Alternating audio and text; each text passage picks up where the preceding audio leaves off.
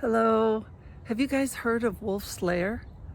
Wolf's Lair means wolf's den, and it's associated with Hitler's Hideaway in northern Poland.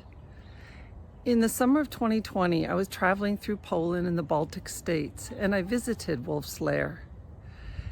And it gave me a different perspective on what this place was about. So if you'd like to look at it with new eyes, join me for a few minutes to see what Wolf's Lair is really about. So here we'll start with en route to Wolf's Lair. I rented a bike and it took me about an hour both ways to get there. It's pretty remote. And they show us a map. It's about a 20-mile area radius of woods and huge structures that have been destroyed. But let's think about star forts before looking at these photos. Look at the geometric precision of these massive structures. So there was a lot of exposure of metal, red bricks, and just huge boulders.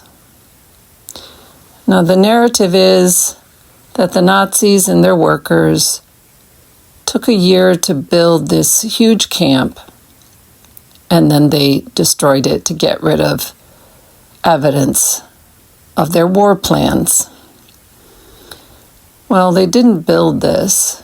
It would have been impossible because they didn't have the machinery or the strong manpower, and it was so remote. But they definitely worked at destroying it as much as they could, which is part of the purpose of war, to erase evidence of the old world.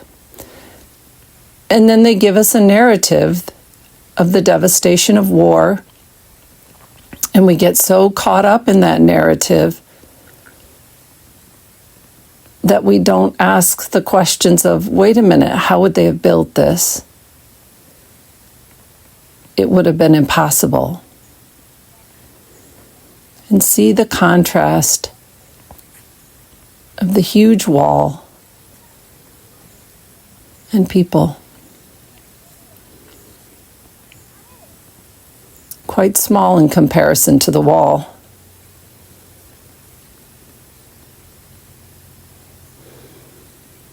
And there's some metal exposed in some of this destruction, serving as some conductivity for this massive power plant.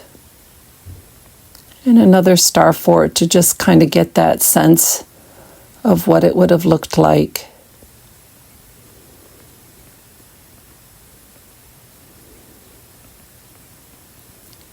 And then back to the train station.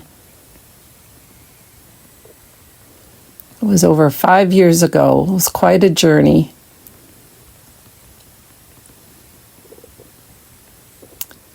If you don't think outside the box, you'll never get out of it. And I wrote about this journey and others in my book, More Than a Christian. The third section is about deprogramming from worldly lies.